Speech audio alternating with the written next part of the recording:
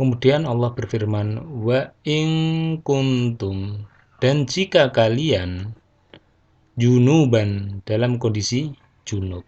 Sudah paham semua nggih artinya junub? Nah, kalau belum bisa tanya kepada orang-orang yang sudah mengalami junub ngoten nggih.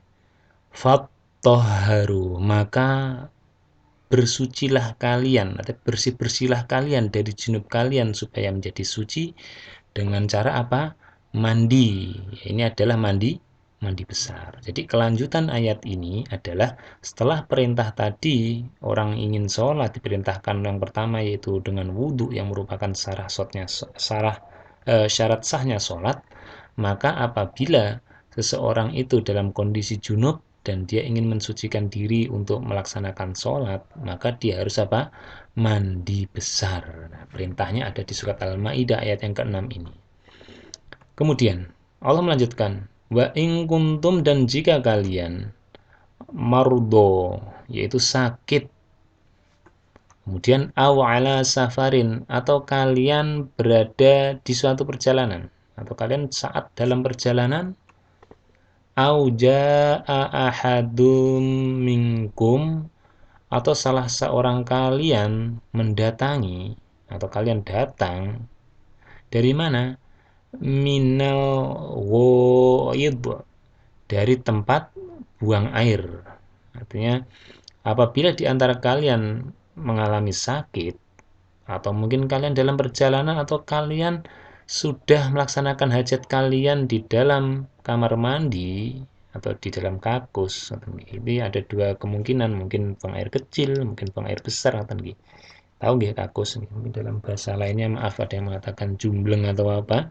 Nah, apabila panjenengan setelah menyelesaikan di tempat itu, ya itu untuk menyelesaikan itu sehingga nikmat rasanya, aula mastumun nisa, atau kalian telah menyentuh perempuan. Artinya bagi laki-laki telah menyentuh perempuan, artinya dalam artian menyentuh bukan bersenggolan ya. Dalam tafsirnya itu seperti itu. Jadi bukan dalam rangka kita bergerak kemudian senggolan, nah, bersentuhan kulit antara laki dan perempuan, tapi ini lebih kepada apa?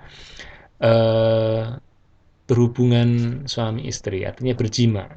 Atau kalian telah berjima dengan pasangan kalian yang sudah nikah loh, nggih, dan tidak di siang bolong di waktu puasa, itu bahaya, itu ada kafarohnya, itu ada tebusannya ya, agak berat itu. Tapi ini di malam harinya kalau di bulan puasa ya.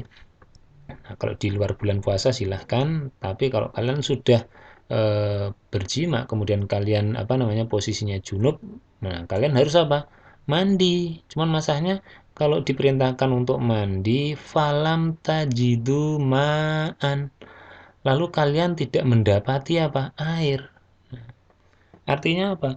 Kemungkinan dari kita tatkala ingin melaksanakan sholat, kita bersih-bersih atau bertoharoh, dan di awal yang lebih utama menggunakan air, tidak menutup kemungkinan kita tidak mendapati air. Mungkin karena airnya mati kerannya, atau mungkin sumurnya habis di masa kekeringan, panjangan di dalam perjalanan tidak ada tersedia air, keran atau dan sebagainya.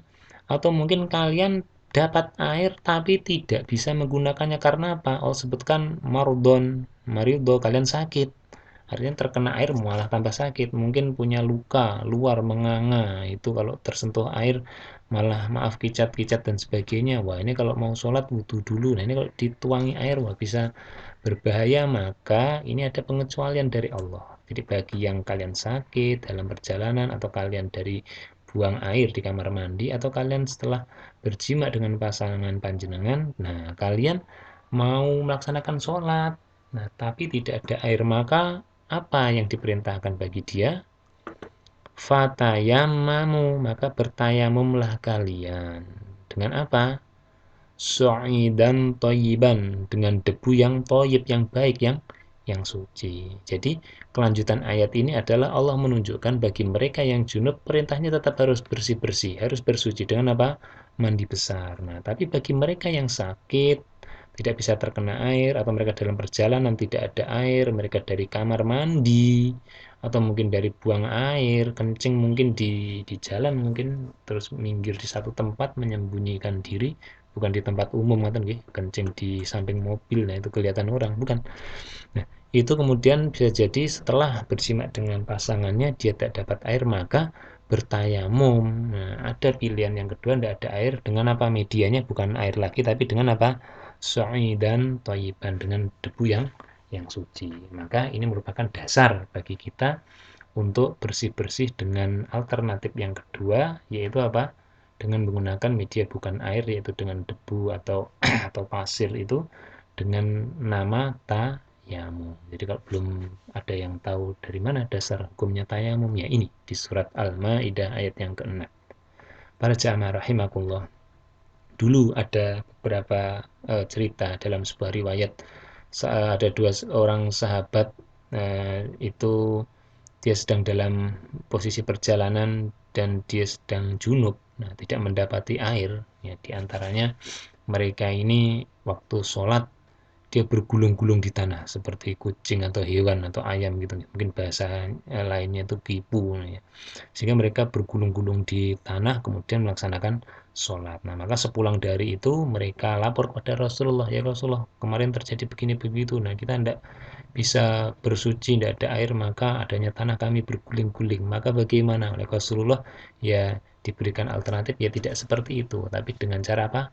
Bertayamum, cukup dengan menepukkan tangan kepada media yang ada pasir atau debunya, maka setelah itu ditiup dan dibersihkan atau diusapkan kepada wajah dan juga telapak tangan. Diusapkan lagi, bukan dimandikan, artinya seperti hewan tadi, bukan. Kalau tayamum ini hanya mengusap saja. Insya Allah akan kita perdalam di dalam tema atau pembahasan fikih tayamum. Walaupun dulu beberapa tahun yang lalu di rumah syamil kita, di kajian kita sudah pernah dibahas. Insya Allah akan kita bahas lagi. Itu jamaah rahimakumullah terkait kelanjutan ayat ini, beberapa alternatif yang sudah Allah berikan kepada seorang muslim yang dia juga mengaku beriman tatkala ingin bersuci untuk melaksanakan sholat, ada alternatif bagi mereka dengan kondisi-kondisi yang sudah Allah tentukan, maka ini merupakan kemudahan dari Allah kepada kita semuanya. Itu jamaah rahimakumullah. Kemudian selanjutnya disampaikan oleh Allah bagaimana caranya bertayamum. Nah, di sini ternyata juga dibahas oleh Allah. Allah katakan famsahu, yaitu dimasah. Masah tadi apa? Diusap. Jadi tidak perlu bergulung-gulung kayak ayam, kayak kucing itu nggih. Terus kemudian mungkin kayak kudanil juga itu dia berlumuran lumpur dan sebagainya, tidak. Cukup diusapkan di mana? Ya bukan di area-area tubuh semuanya, mungkin seluruh tubuh digosok, bukan. Dan juga bukan anggota wudhu kita, yaitu tadi wajah, kemudian tangan, kemudian kepala, kemudian kaki, tidak. Allah sampaikan biwujuhikum, yaitu kepada wajah kalian. Ya, punya wajah nggih? Ya di situ. Wa aidikum, dan kedua tangan kalian. Ya kalau punya tangan dua ya dua-duanya. Kalau Allah menakdirkan tangannya cuma satu ya satu itu saja. Insya Allah itu sudah sah, artinya sudah bersih, sudah suci, bisa melaksanakan ibadah lagi. Minhu, darinya apa? Dari so'idan toiban tadi. Dari ini so'idan toiban yaitu debu yang suci. Jadi medianya debu yang suci tadi ditepukkan, kemudian dikibaskan atau ditiupkan, digosokkan, diusapkan kepada wajah dan kedua tangan saja. Nah, ini secara logikanya tidak akan nyandak nih, bersih-bersih kok cuman gini saja, terus gini aja apa sudah bisa suci. Sekali lagi Allah sendiri yang memerintahkan, maka ini sudah sah suci kita. Boleh. Itu jamaah rahimakumullah. Selanjutnya, Allah menegaskan lagi, ma yuridullah, tidaklah Allah ridha atau menghendaki, liyaj'al, untuk menjadikan apa? Alaikum, atas kalian orang-orang yang Islam yang beriman tadi, untuk melaksanakan sholat dan harus bersuci itu Allah hendak menjadikan kita ini bukan apa? Min harojin, dari kesulitan. Jadi kalau tidak bisa wudhu, tidak ada air, maka harus tetap cari air, harus muter-muter dulu, tidak. Tapi Allah memberikan kita ini suatu penjelasan, Allah tidak menghendaki kesulitan bagi kita.